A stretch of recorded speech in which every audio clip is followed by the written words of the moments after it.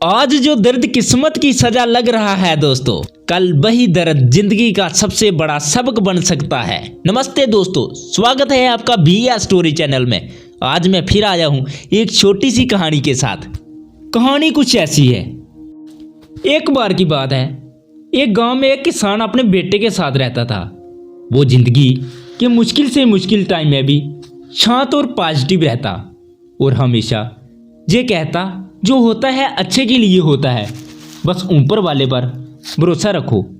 उसके पास एक घोड़ा भी था जिससे वह बहुत प्यार करता था और उसे अपने परिवार का सदस्य मानता था। एक दिन वह घोड़ा कहीं चला गया। किसान ने पूरे गांव में उसे ढूंढा और वह कहीं नहीं मिला। सभी गांव वाले इकट्ठा होकर किसान के पास गए और दुख जताते हुए बोले, आपका घोड़ा खो गया, ये बहुत बुरा हुआ, आप बहुत बदकिस्मत हैं। इस पर किसान ने मुस्कुराते हुए कहा, भले ही मेरा घोड़ा खो गया है, पर जो होता है अच्छे के लिए होता है। मुझे ईश्वर पर विश्वास है। गांव वालों को किसान की ये बात समझ नहीं आई और वह अपने अपने घर चले गए। कुछ महीनों बाद वो घोड़ा वापस आ गया और इस बार वह अपने साथ कई और जंगली घोड़े ले आया। सभी गांव वाले फिर इकट्ठा हुए और उत्साह से बोले, आपका घोड़ा खो जाना अच्छा था, अब आपके पास इतने सारे घोड़े हैं, आप कितने खुशकिस्मत हैं। इस पर किसान ने फिर से शांत स्वर से कहा, भले ही अब मेरे पास बहुत सारे घोड़े हैं, लेकिन मुझे कोई विशेष खुशी नहीं है। जो होता है अच्छे के लिए ही होता है। मुझे ईश्वर पर विश्वास है। गांव वालों को किसान की ये बात फिर से समझ नहीं आई और वह अपने अपने घर चले गए। कुछ समय बाद किसान के बेटे ने घुड़सवारी सीखना शुरू किया, लेकिन एक दिन वो घोड़े से नीचे गिर गया और उसकी टांग टूट गई। सभी गांव वाले फिर इकट्ठा हुए और अफसोस जताते हुए बोले, शायद इतने सारे घोड़े मिलना अच्छा नहीं था। अगर ये घोड़े नहीं होते तो आपके बेटे की टांग ना टूटती। आप बहुत बदकिस्मत हैं। किसान ने फिर वही बात कही, भले ही मेरे बेटे की टांग टूट गई है, पर जो होता है अच्छे के लिए होता है। मुझे ईश्वर पर विश्वास है। गांव वालों को किसान की ये बात फिर समझ नहीं आई और वह अपने अपने घर चले गए। कुछ समय बाद राज्य पर हमला हो गया। राजा की सेना कम पड़ने लगी, इसलिए सभी जवान लड़कों को सेना में भर्ती किया जाने लगा। लेकिन किसान का बेटा युद्ध में जाने से बच गया क्योंकि वह घायल था।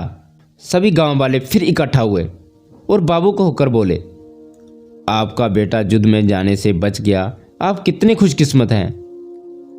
पर हम सब बहुत दुखी हैं क्योंकि हमारे बेटे युद्ध में चले गए। हमें नहीं पता वह वापस आएंगे भी या नहीं। गांव वालों ने किसान से पूछा, हमने आपको जीवन के मुश्किल से मुश्किल वक्त में भी शांत और पॉजिटिव रहते देखा है, आप ऐसे कैसे कर लेते हैं। किसान मुस्कुराया और कहा, हमेशा खुश और पॉजिटिव रहने के लिए दो बातों को समझना जरूरी है। पहली बात, लोगों की बातों को ज़्यादा ध्यान मत दो, क्योंकि उनकी बातों को ध्यान देने का मतलब है अपनी खुशी की रिमोट कंट्रोल दूसरों के हाथ में देना। अगर आप लोगों की बातों पर ध्यान दोगे तो आपका दिमाग अशांत हो जाएगा और आप अपने जीवन के जरूरी कामों पर ध्यान नहीं दे पाओगे।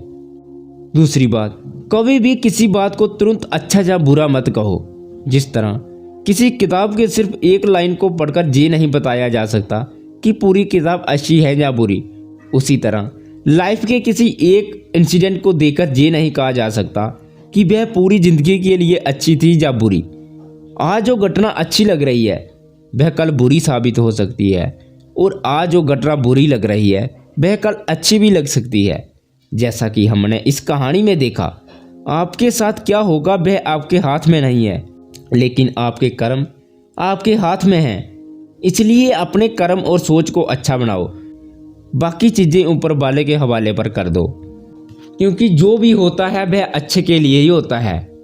बस ईश्वर पर भरोसा रखो। दोस्तों, हमारे आसपास कई लोग हैं जो अपनी ज़िंदगी से मुश्किल दौर से गुजर रहे हैं। हो सकता है कोई हिम्मत हार चुका हो, कोई खुद को अकेला महसूस कर रहा हो, या कोई अपनी परेशानियों से लड़ते लड़ते थक चुका हो। शायद सिर्फ एक सही बात सही समय पर किसी की पूरी ज़िंदगी बदल सकती है। अगर आपको ये कहानी पसंद आई और इससे आपको प्रेरणा मिली हो तो इसे ज़रूर शेयर करें। क्या पता आपका एक शेयर किसी के जीवन में रोशनी ले आए, किसी को उम्मीद दे दे या किसी को फिर से मुस्कुराने की वजह मिल जाए। शुक्रिया दोस्तों, मिलते हैं अगली वीडियो में।